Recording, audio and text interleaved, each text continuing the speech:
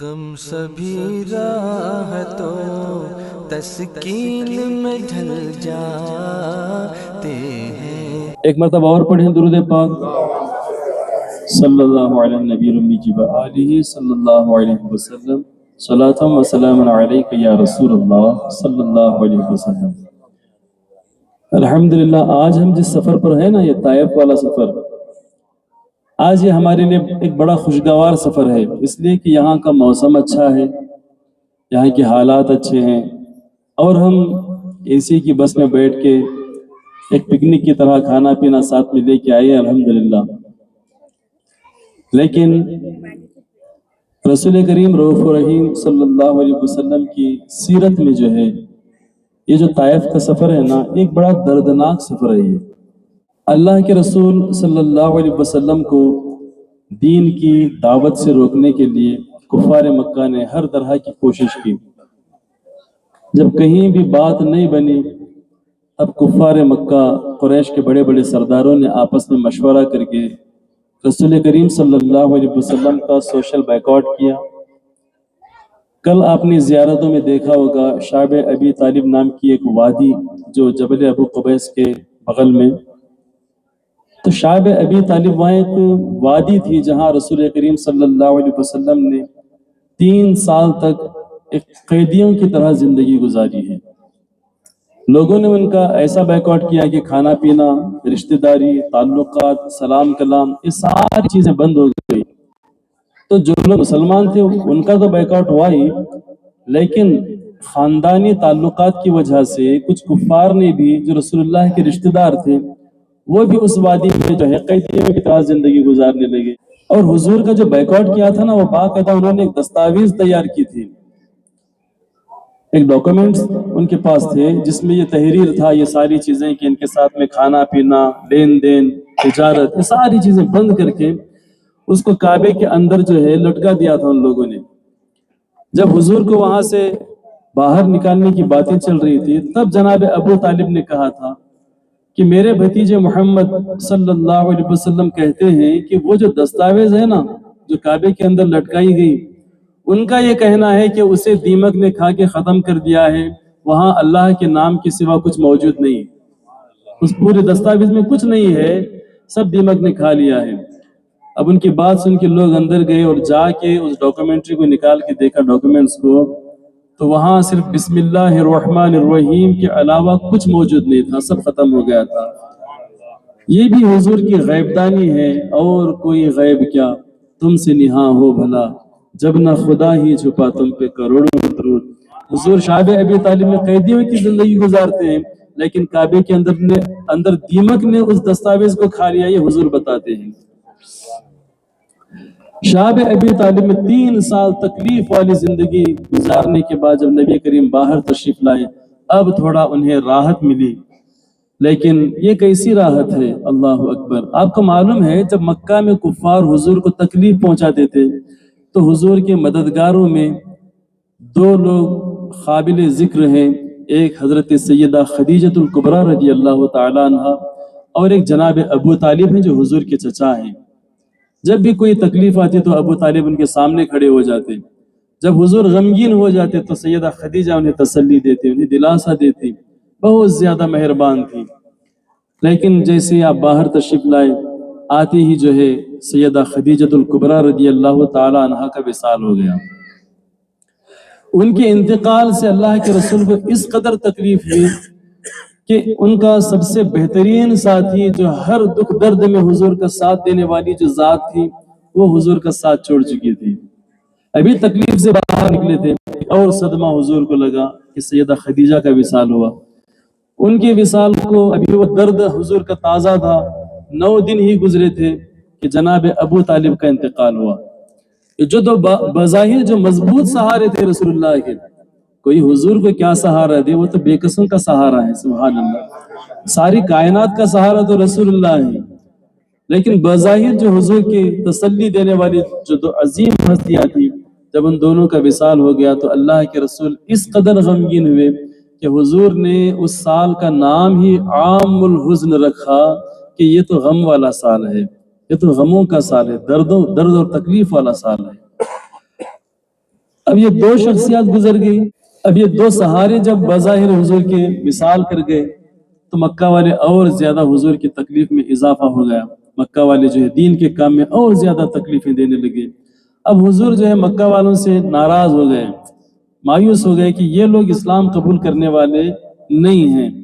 حضور نے سوچا کہ کیوں نہ میں مکہ سے باہر نکل کے دین کی تبلیغ کروں.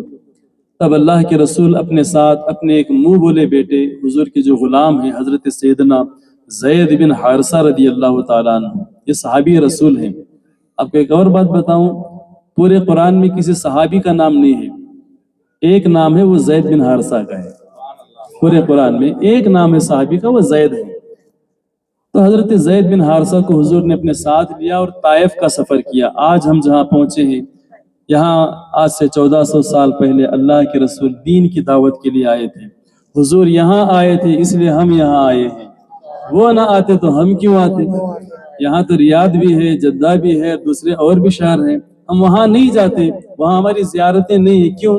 اس لیے کہ حضور کا وہاں جانا دین کی دعوت کے لیے کوئی تاریخی ثبوت نہیں ہے تو ہم نہیں جاتے. لیکن ہمیں معلوم ہے کہ حضور نے یہاں تکلیفیں برداشت کی ہیں تو ہم بھی ان زخموں کو تازہ کرنے چلے آتے ہیں.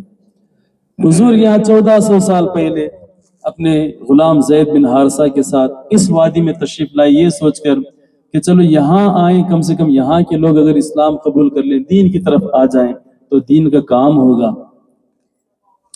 یہاں کچھ سردار تھے جن میں ایک حبیب ہے, ایک عبد یالیل ہے اور ایک غریب المسعود, جی 3 لوگ تھے بھائی, 3 جو اپنے قبیلے کے سردار تھے. اللہ کے رسول کی ایک عادت کریمہ تھی, حضور نہ دین کا پیغام جب کہیں پہنچانا ہوتا تو پہلے بادشاہوں کو یا سرداروں تک پیغام پہنچاتے, اس لیے کہ اگر وہ لوگ اسلام قبول کر لیں گے تو پورا قبیلہ اسلام قبول کر لے گا. تو اللہ کے رسول آئے اور ان بھائیوں سے ملاقات کی, ان کے سامنے دین کی دعوت پیش کی, ان کے سامنے اپنا مقصد رکھا. لیکن اللہ جسے ہدایت دینا چاہے اسی کو ہدایت ملتی ہے, اور جو بدبخت ہوتے ہیں نا وہ پھر نبیوں کے راستے میں روڑے اٹکنے کا کام کرتے ہیں. حضور نے جب دعوت پیش کی تو انہوں نے اسلام قبول کیا. اللہ کے رسول صلی اللہ علیہ وسلم کو اپنے گھر سے نکال دیا اور طائف کے شریعی لوگ جو گنڈے اور بدماش قسم کے لوگ ہوتے ہیں ان کو رسول کریم کے پیچھے اس نیت سے لگا دیا کہ یہ لوگ رسول اللہ کو تکلیف پہنچائیں. نبی طائف کی گلیوں میں گزرتے ہیں تو یہاں کے بچے, یہاں کے گنڈے اللہ کے رسول پر پتھر برسانے لگتے ہیں.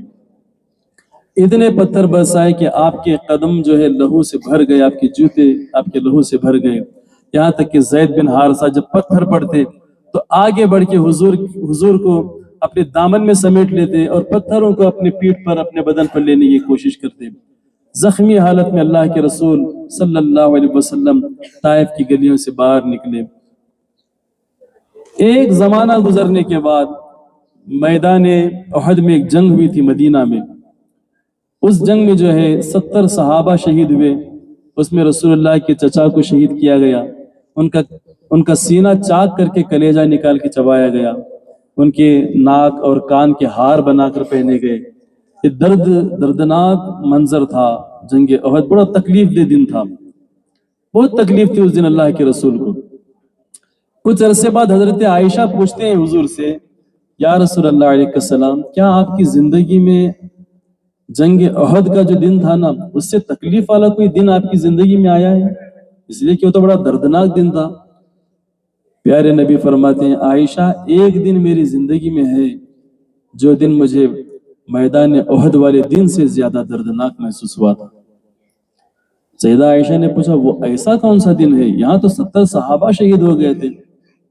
تو حضور کہتے ہیں, طائف والا دن جب میں غمگین حالت میں, میری بیوی انتقال کر گئی, میرے چچا انتقال کر گئے, میں دین کا پیغام لے کے طائف پہنچا تو طائف کے لوگوں نے اسلام قبول کرنا تو درکنار, مجھ پر اتنے پتھر برسائے کہ میں لہو لہان اور بے بس ہو گیا.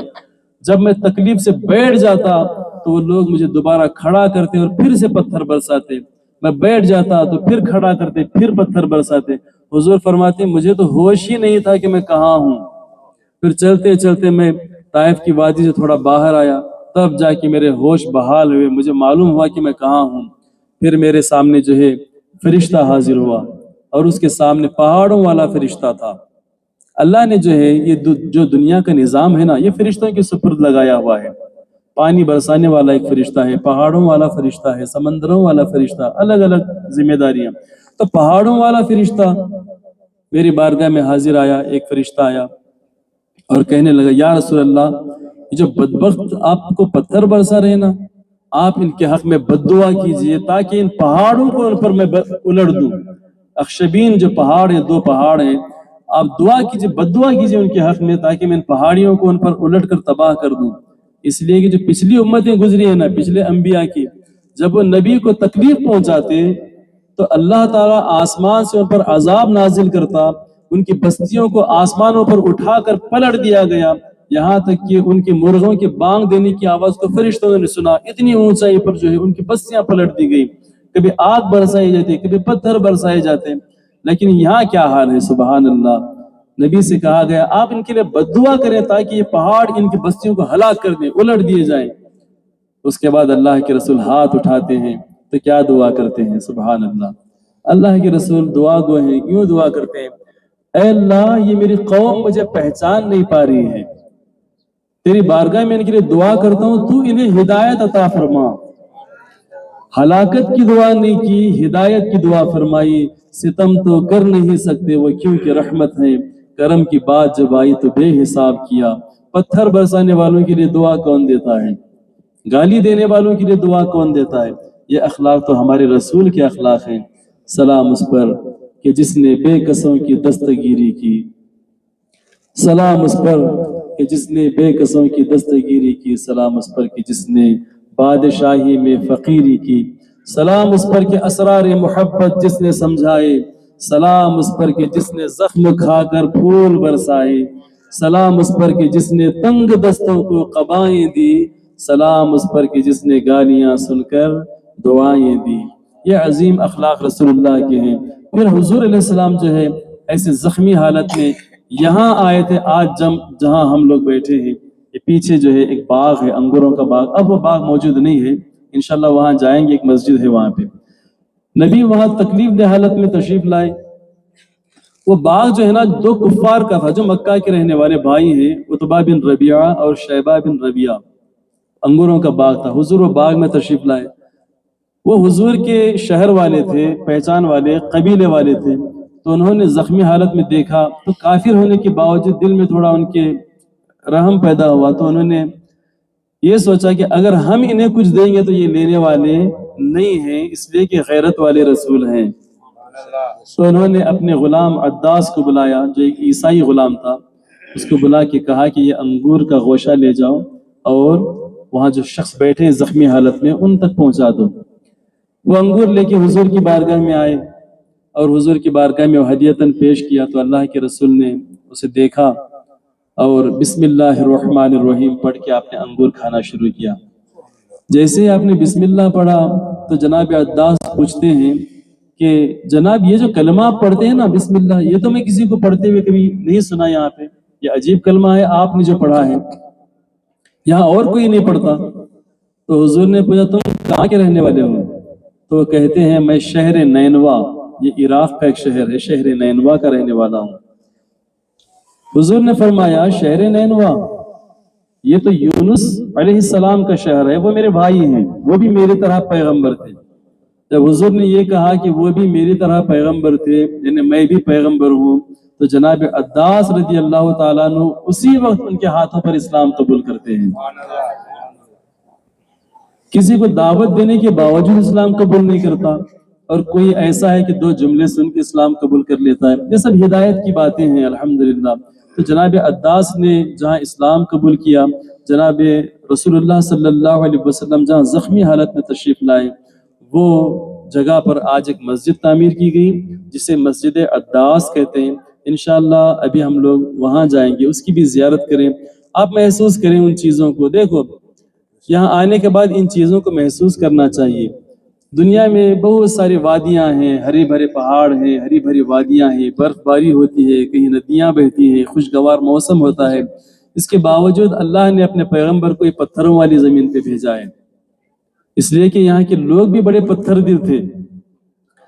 گویا رب یہاں بھیج کر یہ پیغام دے رہا ہے کہ انہی پتھروں پہ چل کر اگر آ سکو تو آؤ، میرے گھر کے راستے میں کوئی کہکشاں نہیں ہے، یہاں ستارے نہیں بچھائے، دین کے راستے میں کانٹے ہی بچھائے جائیں گے، لیکن جو اس میں چل گیا وہ کامیاب ہو گیا۔ سبحان اللہ۔